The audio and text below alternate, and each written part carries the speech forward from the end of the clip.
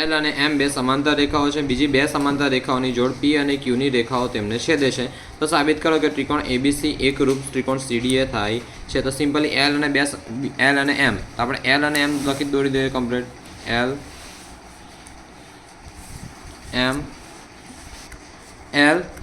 એમ સમાંતર રેખાઓ છે, બીજી બે સમાંતર રેખાઓની જોડ પી ક્યુ કઈ છે? પી ક્યુ. બીજી બે સમાંતર રેખાઓની જોડ પી ક્યુ તેમને છેદે. સાબિત કરો કે ત્રિકોણ એબીસી એકરૂપ ત્રિકોણ સીડીએ થાય. તો જો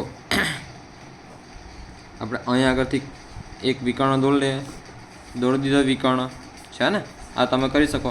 એ બી સી ડી છે ને, થાય એ રીતે એ બી સી ડી આ રીતે પણ થાય, અને એ બી સી ડી આ રીતે પણ થાય. તમારે જે રીતે કરવું હોય તે રીતે કરે, પણ ચોપડીને તમારે શું આપ્યું તે રીતે આપણે કરીએ. બરાબર છે.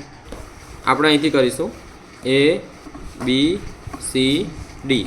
તો આ ત્રિકોણ દેખો, એ બી સી એક ત્રિકોણ થઈ ગયો, બીજો છે સી ડી એ બીજો ત્રિકોણ થઈ ગયો. તો અહીં આપણે દેખીએ, અહીં ત્રિકોણ એબીસી અને સીડીએ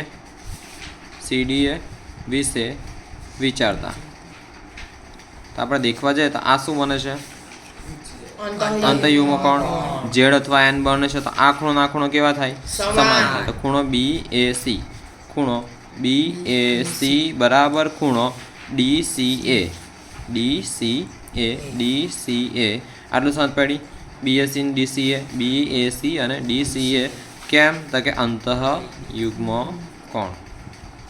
પછી BAC એમાં પણ AC આવે છે અને DCA એમાં પણ AC આવે છે ને, AC. તો AC કેવી થાય? સામાન્ય બાજુ થાય. AC બરાબર AC કેમ? તો કે સામાન્ય બાજુ. કેમ?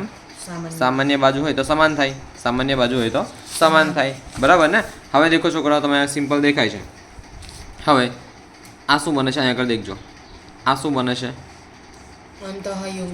અંતઃયુગ્મ કોણ. તો આ ખૂણો કેવા થશે? સમાંતર. DAC ખૂણો DAC બરાબર ખૂણો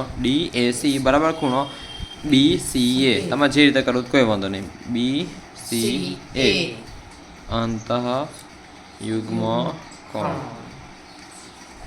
જો આ ખૂણો લીધો આ બાજુ, બરાબર સમજ? હા, આ ખૂણો લીધો આ બાજુ, પછી બીજો ખૂણો, આ ખૂણો બાજુ ખૂણો ક્રમશર જવાય. હા, પછી ખૂણો બાજુ ખૂણો અલગ નહીં કરી દેવાનું કંઈ. ખૂણો બાજુ ખૂણો. તો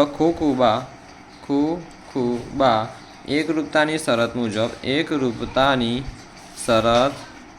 મુજબ ત્રિકોણ ABC એકરૂપ ત્રિકોણ CDA સાબિત થાય છે.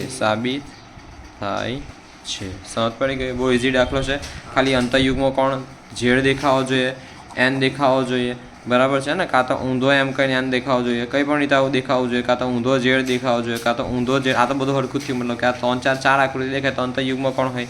એ સામાન્ય બાજુ ત્રિકોણ છે એટલે સામાન્ય બાજુ રહેવાની છે આગળ. બરાબર? તો આ રીતે આ દાખલો પૂરો થાય છે.